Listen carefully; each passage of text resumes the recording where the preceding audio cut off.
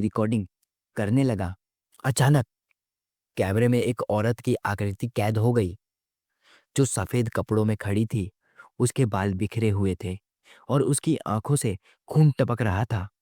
उज्जवल को अचानक हवेली की पुरानी किताब मिली जिसमें ठाकुर हरनाम सिंह की जुल्मों का पूरा लेखा जोखा था। उन्होंने अपनी पत्नी को अवैध संबंधों के शक में दीवार में जिंदा चुनवा दिया था।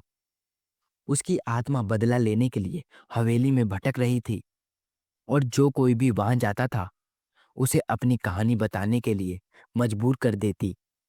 अब उज्जवल के ऊपर एक अदृश्य साया था। उसे हर तरफ वही औरत दिखने लगी।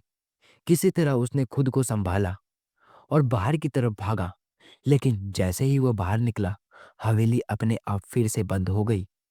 उज्जवल को एहसास हो गया कि यह जगह इंसानों के रहने लायक नहीं है।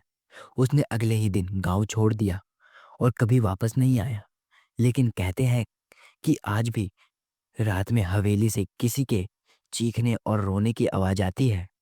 दोस्तों, इस कहानी से हमें यह सीख मिलती है कि कुछ रहस्य हमेशा अनसुलझे ही रहने चाहिए।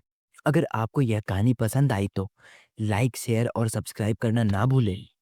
और याद रखिए, हर जगह की अपनी एक कहानी होती है। जरूरी नहीं कि हम उसे समझ सकें।